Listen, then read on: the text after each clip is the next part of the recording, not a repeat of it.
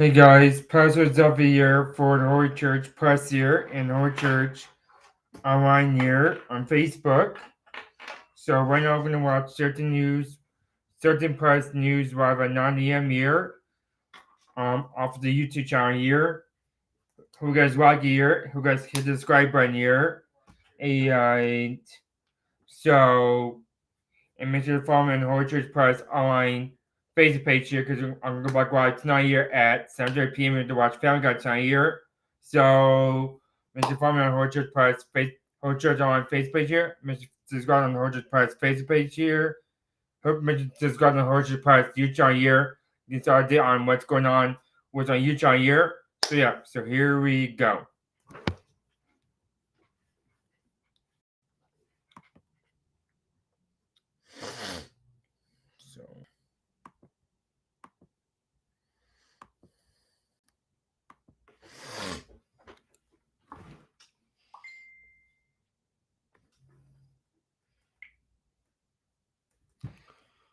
So let me get to KOD here.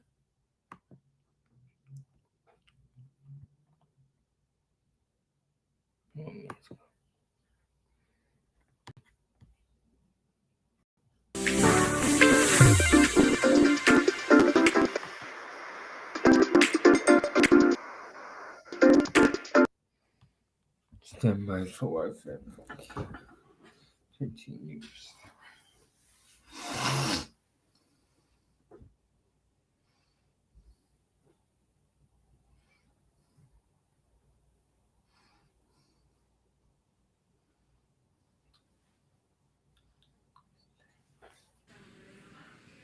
Three, two.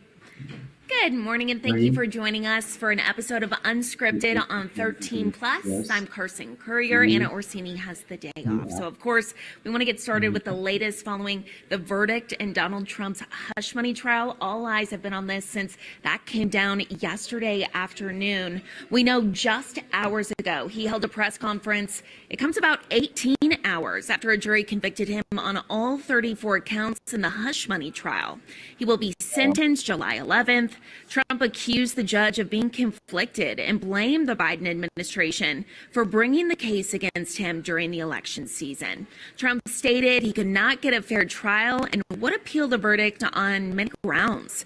He said the judge limited the witnesses his defense team was allowed to call, even though prosecutors could call whoever they wanted.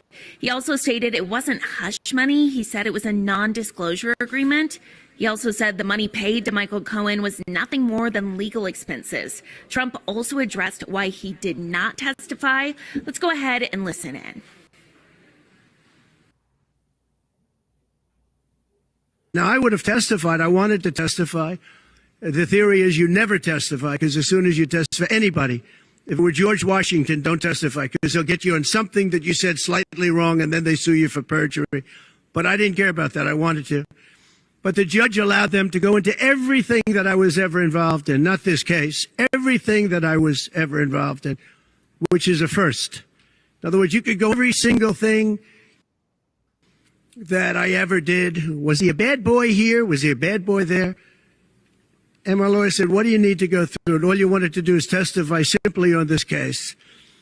Because I would have loved to have testified. To this day, I would have liked to have testified.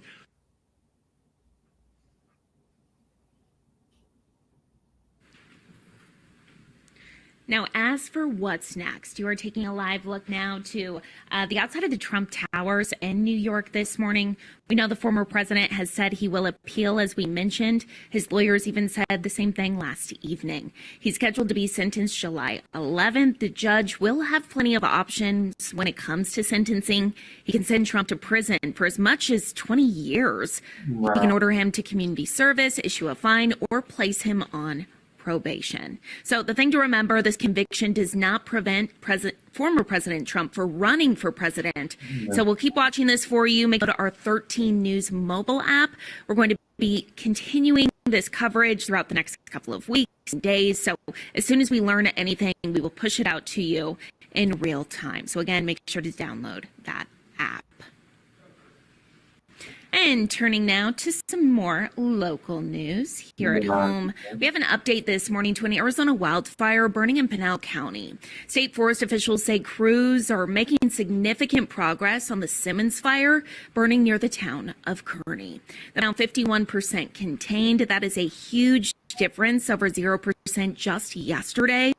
We know the Forest Service says power was also restored to part of Kearney, and evacuation orders are expected to be lifted today. At this time, the fire remains at 351 acres. We will continue to watch that. Just make sure to be extremely fire aware this time. We know it is hot, it is dry, and just one spark could really lead to a massive wildfire. And as I mentioned, it is dry here, and so make sure to stay cool. We know Pima County has actually opened its cooling centers starting today. You're taking a look at the Pima County website here, so I'm going to scroll down. Here you can see all the different locations for cooling centers. They even have options to find hydration stations or respite centers. So again, this is the Pima County website, pima.gov. If you just go to the cooling center option, you're able to see what is opened. Again, that is starting today. You'll have the opportunity to also find hydration centers, as I mentioned. So definitely really important with these triple-digit temperatures.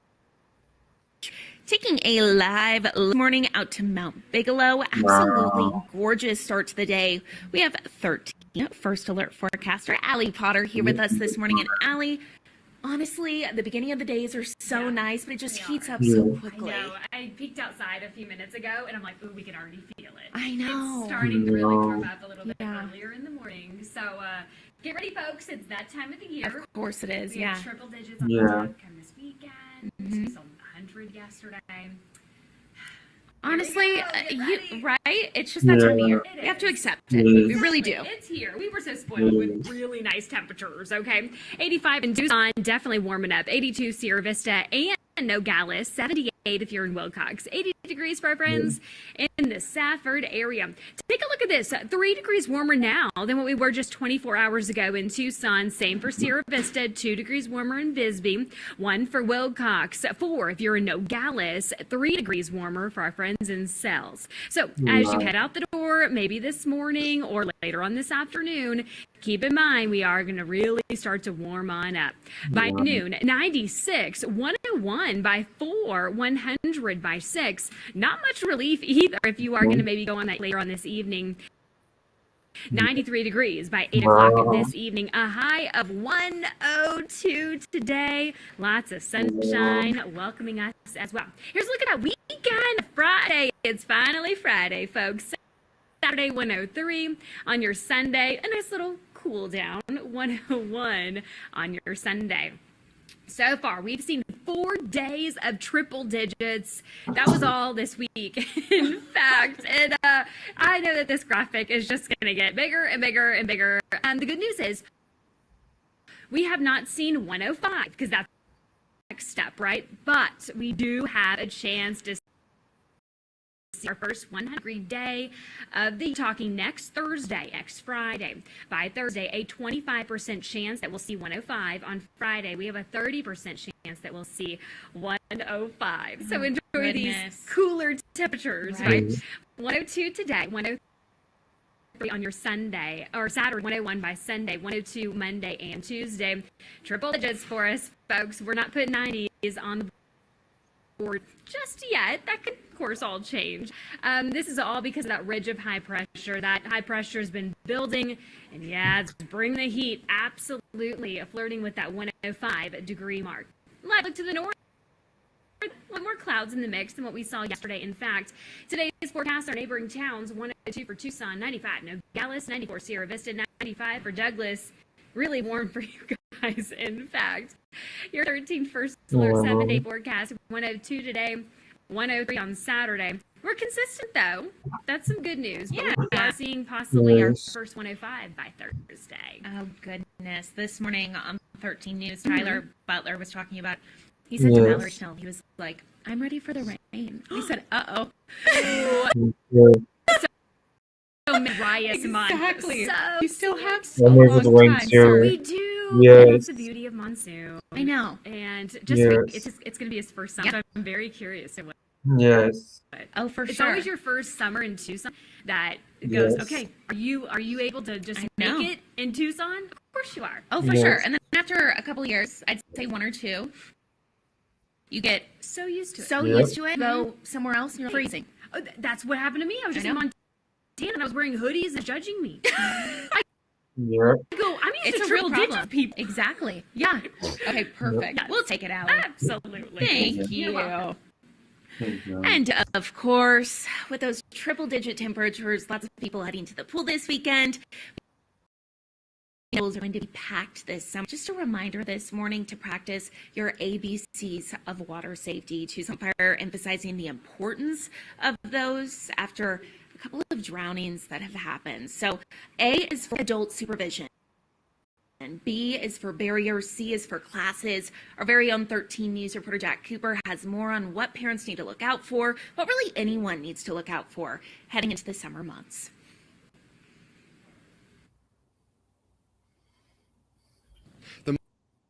Most important thing for parents to keep in mind is drowning can happen so quick. It can really, in fact, happen in under 60 seconds. So that's why when you head out to the pool, you're going to want to make sure you are keeping a close eye on your children and remembering the ABCs of water safety.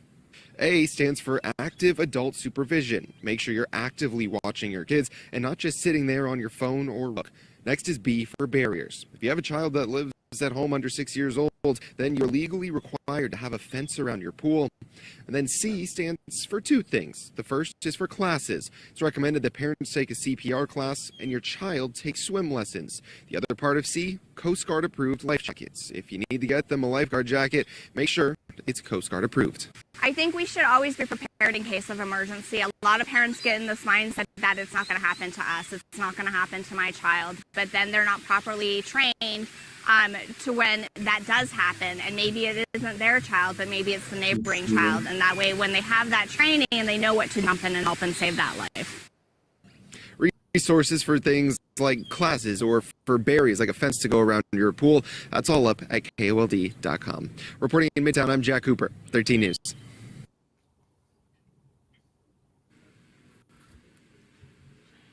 And I am joined here by, you are our first live guest. We Yes. changed our whole set here on Yes. Unlimited on 13 Yes. Plus, so Yes. welcome. Thank you so much for having me here. Of course. So it is Women's Health Month. I know it's the last day of May, but Yes. we think it's important for women, honestly, to care about their health, to be vigilant about their health year round. So introduce yourself. You're from Arizona Oncology. Yeah, I'm Perfect. Dr. Shobna Talukdar. I'm one of the GYN oncologists at Arizona Oncology, and I'm here to chat about gynecologic cancer and the services we provide and spread the message about screening and treatment and prevention. Absolutely. So important. So as I mentioned, it is kind of the end of Women's Health Month, but something that we really need to be vigilant about year round. So as a woman, anybody who's listening at home, mothers, for their daughters, what do women need to know for their health, something that they do every single year? Yeah. I think the most important, it's very important because a lot of this cancer is subtle and the symptoms are vague and you can easily dismiss those symptoms. So I would always suggest them to be attuned to your body and listen to these very carefully, the symptoms, and if the symptoms recur or persist, please visit your healthcare professional and get screened. And for the daughters, I would say people who at least, a woman who at least at age 21 and above, please get your PEPS test and your routine HPV vaccinations from age 9 to 12, and now it's been extended to 26 to up to age 45. Wow. So do get screened and get those vaccinations. Cervical cancer is absolutely preventable, and for other gynecologic cancers, right, ovarian cancer, you look at your body and watch for those symptoms. Yeah. And for uterine cancer, which is the most common cancer in GYN oncology, you have to report your doctor if you have any amount of bleeding after menopause or any irregular bleeding during your menstrual reproductive years. And I always tell my patients, any amount of bleeding is abnormal, whether it's a spot, stain, pink spot, brown spot. Sometimes people ignore those, but never ignore those symptoms and visit your doctor. Okay.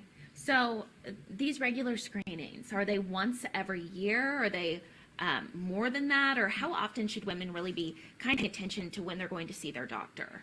So it depends depends on their prior health condition. Okay. Regarding cervical cancer screening, if a woman between age 21 to 30, they typically get pap smears every 3 yearly. And after age 30, we typically extend it to 5 yearly, and either patient has 3 options. They can go for routine pap smear every 3 yearly, or they can do a co-testing with pap smear and human papillomavirus testing, which can be every 5 yearly, or just they can do a HPV testing. So it all depends. The frequency depends on the prior health history and their risk factors. So sometimes we see them more frequent than usual, depending on their health history. Okay. And they can have a chat and discussion with the doctors regarding how frequently they should be seen. Okay. So speaking of family history, let's say somebody knows that their mom or their grandma had certain female cancers. What should they do? Should they be seen more often because of the family history, or is it just a conversation to have with your doctor? I think they should have a discussion with the healthcare professional. Okay. I always say it's very important to know the family history of cancer history, especially. And if they are at higher risk based on their family history, they should see a genetic counselor, and their primary care provider can help them get a link to the genetic counselor. And if needed, indicated, they will get through genetic testing, whether it's a blood test, saliva test, and we can provide them that education and guidance they need. Okay. We've had several doctors on from Arizona Oncology, and something that I feel like is the message with everyone we've spoken to is the importance of early testing, catching anything as early as possible. Correct. Okay. And earlier is better because you can treat a lot of these cancers, you can cure them. As I want to spread the message that most of these cancers are preventable and curable, and if it's caught early, and that's why doctors and get them checked. Is there any other signs besides abnormal bleeding that people should be aware of? So symptoms vary by the type of cancer. Okay. Ovarian cancer is referred to the cancer that whispers, meaning a lot of these symptoms are very vague, right? Okay. Like you can have abdominal bloating, fullness after a small meal, or frequent urination, or change in the bowel habits. A lot of, as I said before, we can easily dismiss those symptoms because of our aging or gaining weight. You can easily attribute to other causes. But if it's more persistent, like it's coming frequently and is persistent for more than 2 weeks, you should definitely visit your doctor and seek guidance. Okay. For cancer, which is the first most common cancer, patients typically present with bleeding. It's irregular bleeding or bleeding after menopause. And we can diagnose this cancer by providing an endometrial sampling, which can be done by a regular gynecologist or a cancer specialist, and it's an easy office procedure. For cervical cancer, we typically, to screen them, we do pap smear testing along with HPV testing. And also they should have a regular pelvic exam yearly, even they are not getting pap test. Okay. So to diagnose all these cancers. Okay. And for vulvar and vaginal cancer, this is the rarest cancer. Any amount of vaginal itching, lump, bump, whatever you notice, please report to your doctor. Anything else we didn't mention that you'd like to highlight? I think these are the most common ones. I also would say there are some rare type of cancers. These are not very common, but we have seen them more often in certain communities like Hispanic or Black communities. So they always should report to the doctors, get screened, because most of the time, even its early stage, it can be very aggressive. So those are the cancers that are, although not common, but I think they can be a little deadly. So it's always important to keep an eye and have a look out for those symptoms. Okay. Thank you so Welcome for having me. Thank you. Yes, of course. it's nice And we'll make sure to clip this so anyone who wants to go back and watch it, if you have any questions, you can find that on our website, KOLD.com, under the news tab, and then unscripted on 13+. It was great to meet you. Good to meet you. Thank you so much. Thank you so much. So moving along here, something else that we want to highlight. We want to take a look at this website here. So something to keep an eye out for if you have a student or a child who's 19 or younger, there's actually a license plate contest that is going on now. So this is to raise awareness for teen suicide. There's 3 winning license plate concepts that will be chosen here. First place will get a $500 gift card, $250 for second place, and $100 for third place. So again, this website to kind of get more information or just to see exactly what you need to apply here. This is teenlifeline.org. Again, you can see all the different rules and different examples and different awareness colors that they're asking for students to use. So again, you have to be 19 years old or younger to participate in this design contest, and you have to have your design entered by Sunday night. So you have about 2 days here this weekend. Again, teenlife.org if you're interested or if you know someone who would be interested. And of course, we have to mention tonight, our Arizona Wildcat baseball team is competing here at home. Super exciting for the Tucson Regional. They're taking on Grand Canyon University. We know first pitch this evening will be tonight at 6 p.m. and the Wildcats will be coming out with Clark Candiati as their starting pitcher. Now, this won't exactly be an easy matchup as the Cats went 1-2 against the Antelopes in the regular season, including a 24-8 blowout loss to GCU in our last matchup. So the winner of this game will go on to play the winner of Dallas Baptist versus West Virginia University. That game will happen tomorrow. So if you have nothing to do tonight, head out to High Corbett, get a ticket for this evening. When we can see them play again tomorrow. Go Cats, bear down. We love to see it. We will take one last look at the 7 forecast. Again, a high today at 102, lows for this evening, sitting at around 67. So going to be cooling down a little bit for that game this evening. But if you are heading out to do any outdoor activities this weekend, as you can see, going to be 103 tomorrow. That's the high. So stay safe out there. Make sure to drink plenty of water, wear your sun, wear a hat, and don't take your dogs outside to walk them during the hottest hours of the day. We'd like to remind our viewers of that. Thank you all so much for watching. Have a great and safe weekend, and we will be back here Monday morning on Unscripted on 13 Plus at 9:30, so make sure to tune in.